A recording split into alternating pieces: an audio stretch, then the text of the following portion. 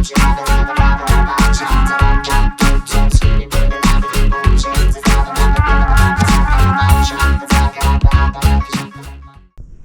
day. I thought I'd just share a little bit of a win that I've had recently with a dash cam on my motorcycle.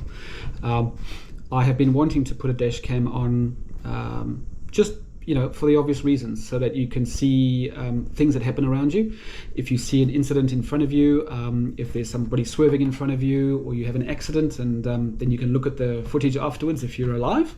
And I've kind of always wanted something like that just was easy and works.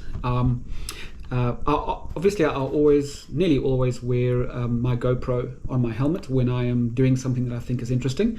But most of my riding, I don't have anything. I'm just getting around doing something or going for my own ride that no one else is interested in. And so I don't want to lug this big, heavy GoPro around. So I was looking around trying to find solutions, and most of the solutions online are kind of expensive and big and bulky. And that's been my big problem, is I wanted something easy, something quick, something that just worked. And I looked at ones online, like there's an Innov K5, there is there's heaps of them. There is Thinkware have got one, Viofo have got one, Technologic have got one, and most of them are dual, so they're front and back. Now, I don't really care too much about the back. I think I will in time, but I really just wanted to have the front view, because most of the things that have happened to me have been people cutting me off or swerving in front of me, or stomping on the brakes, and you kind of want to have that on record. And I don't need good quality either. I don't care about it being HD, high def, super quality. It can be 640 by 480 for all I care, because it's not about that. It's just about recording what's going on all the time. So those other ones that I looked at they're bulky. They're big, but also they've got boxes that you have to put under the seat, and you've got a wire everywhere, and they just look complicated. And I have enough custom wiring in my bikes. I didn't want to add yet more. So I came across something that actually I've been trying for the last 6 months, and it's worked really well. It's cheap, like $30 on AliExpress or eBay, and it just does the job. And so I wanted to share that with you, and maybe some other people can benefit from it who are looking for the same solution. But first of all, what are the criteria that I was looking for? Because my initial instinct was to go and buy a spy camera. These little ones, because they're tiny. You can plug them into your power source. You can hide them somewhere, and they do quite a good job. The problem with them is that they don't come on when you start the bike. You've got to physically go push the button. And so the biggest thing for me is when I turn the bike on, it starts recording automatically. When I turn the bike off, it stops recording. I don't need it to record for another 10 minutes in case someone steals the bike. I've got other solutions for that, but it must go on and off automatically, because just leaning over and pushing a button is not going to happen. I'm that lazy. So that was important. The second thing is it's got to be able to rotate, right? So you put in an SD card and it must just keep going and keep going and keep going. I don't want to have ever run out and be full. And it's got to be really small and really easy to put in. So what I've found is a little camera. It's a little box. It's like an inch by an inch, and it comes in a little housing, plastic housing that looks like and a GoPro type of attachment at the bottom. So I thought I'd give it a go, and I'll show you some footage. It's not great, but it does the job. And so I want to show that to you. And now I've got a better one that I'm installing that might give me even better quality. So let's go and have a look. Okay, so this is my Ninja 1000, and see if you can see the camera. Oh yes, obviously there it is, right? So it's a little thing. It just sits over there. It took me a while to figure out where to put it. And this worked to give it as much of a vertical alignment so that it's not skew. Initially it was quite skew. So it's a little box, tiny little thing. It sits on a GoPro mount, and I've got a custom adapter there just to push it up. And it's inside this thing, so it's waterproof. And I've got a cable that runs out. Now this is just a USB cable, and I run it back down through the dash, and it connects up with this jobby here, which a lot of people have bought these things.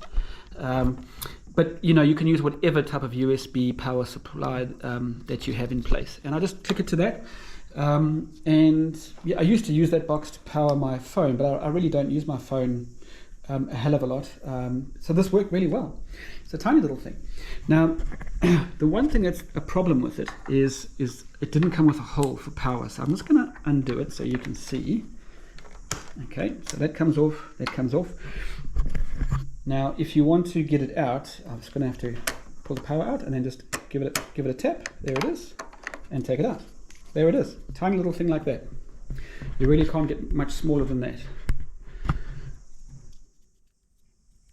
And there the SD card fits in over there. Only takes up to 32 gig, but that's okay. That's given me months of writing, to be honest, because it is a low res. I think it's 640 by 480, and it does the job. Now, what I had to do with this, if you can see over here, I had to drill a hole in the side because it's designed to be waterproof, right? So if I wanted to run off a charge and start automatically, I just took a drill and I just drilled a hole in there, and it works. It works perfect.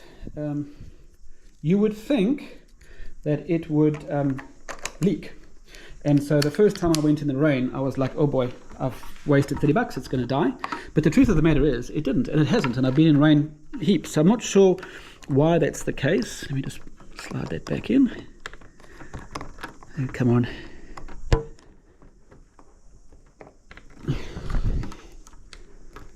That in? Yeah.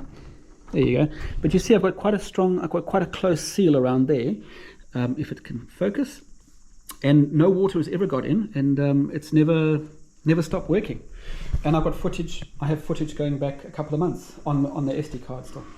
So I think that's pretty cool. I then bought a new one. I'll show you the footage now, and you can see what the footage is like. It's pretty crap, and the sound is awful, as you would imagine. But it does the job.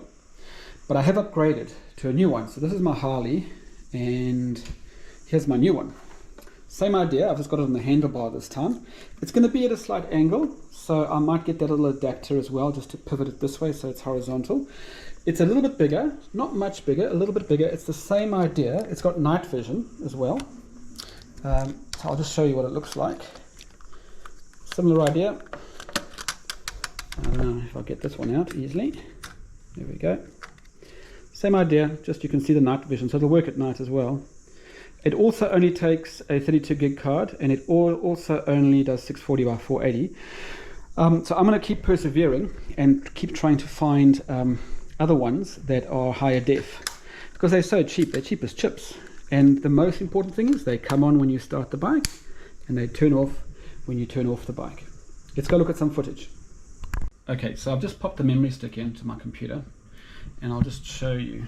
Okay, so it's rotating. They're roughly about 3 to 400 megs each. They're 5 minutes long each.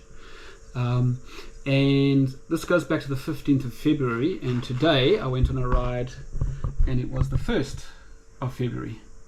Sorry, the 1st of March, which is not true. This thing's date is slightly wrong. It's actually the 4th of March. So there's 6 weeks worth of footage. So not quite months, like I said earlier, but it's got 6 weeks. Let me just open up one. There. Okay.